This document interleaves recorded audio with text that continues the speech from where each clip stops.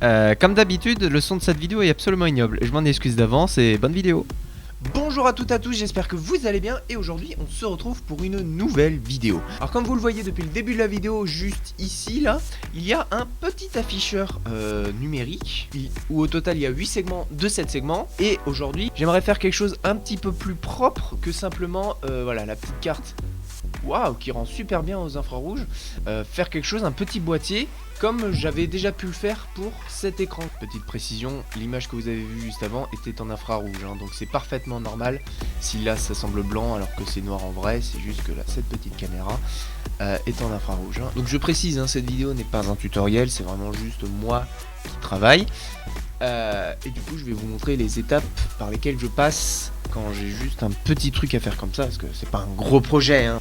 Donc ce que j'imagine c'est que là on est l'afficheur et simplement autour un petit boîtier histoire qu'il soit pas à l'air libre, un petit boîtier qui fait l'épaisseur de l'afficheur, hein. Alors faut bien prendre en compte que l'afficheur a la taille de ses afficheurs eux-mêmes et derrière il y a la carte électronique qui permettra de fixer dans le petit boîtier. Donc ce qu'il faut que je pense à faire, c'est que dans ma modélisation, là derrière, juste ici, il faut que je trouve un système de blocage pour fermer entre guillemets l'arrière, pour permettre de plaquer l'afficheur contre la modélisation 3D, et comme ça avoir un bloc entre guillemets portable qui bouge pas, hein, tout simplement.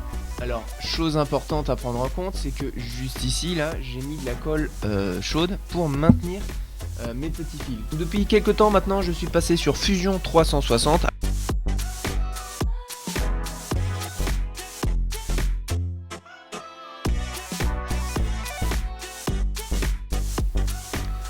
Pour correctement visualiser, je vais modéliser l'afficheur qu'on va venir encastrer dans cette pièce. Ce qui est intéressant, c'est que j'ai les mesures exactes sur AliExpress de l'objet, donc au moins comme ça j'ai juste à modéliser sur Fusion.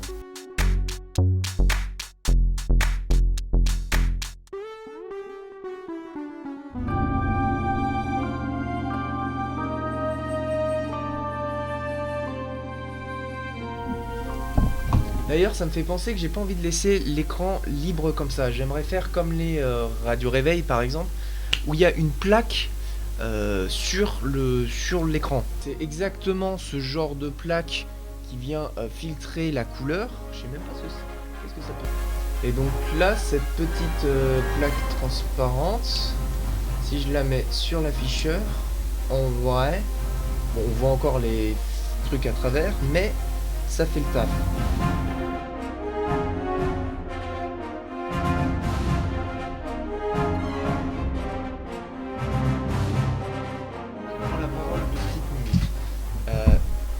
Je viens de me rendre compte qu'en fait, quand je mets ça là, il y a le vide qui est là, qui est simplement pour le soutien des câbles. Donc lui, je peux rien y faire, mais je peux peut-être gagner un peu de ce côté, et pourquoi pas ajouter des diodes électroluminescentes de ce côté-là. Au moins, ça remplira un peu l'espace vide. Bon, de ce côté-là, il n'y aura rien, mais si je mets déjà quelque chose ici, ça peut être intéressant. Donc je vais faire un test. Ici j'ai des diodes, bon ça se voit pas mais elles sont rouges, sauf qu'elles sont trop longues, mais là, on voit bien qu'elle est trop haute. Ouah!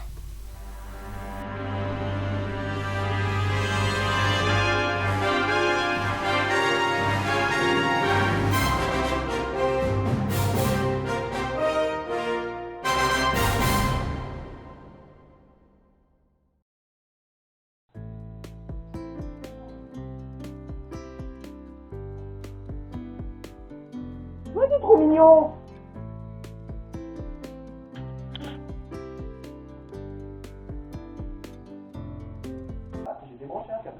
Bon ça y est, l'impression est terminée, donc comme on peut le voir, c'est plutôt correct.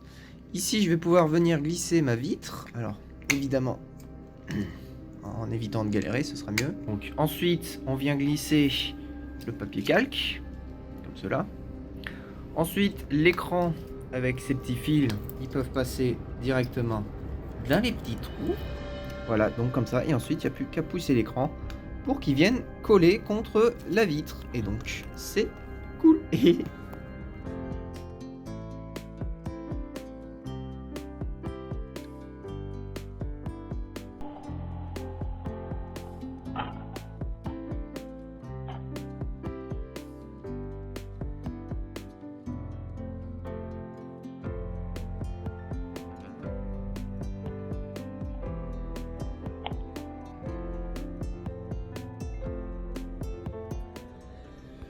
Bon, la seconde impression est limite pire que la précédente. Je me rends compte qu'avec les fils que je veux rajouter, ça passe plus du tout.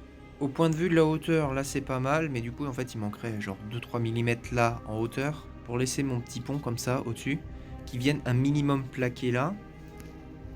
Ah et oui, quand je réinitialise le programme, vous voyez que là il y a une petite diode qui s'allume, qui indique quand c'est la carte Arduino qui tourne et non pas ce qu'il y a derrière.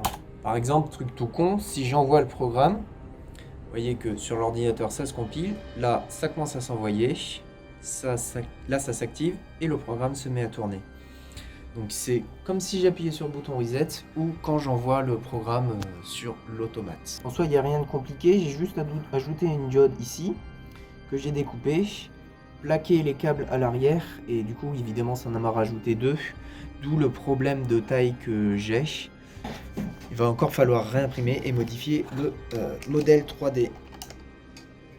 Ça, poubelle.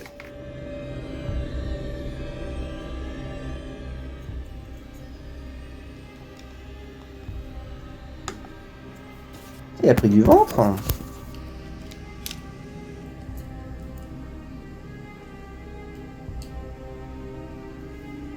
Stroboscopique. Oh, ça rentre tout seul. Ça c'est bien. Yeah! Nice!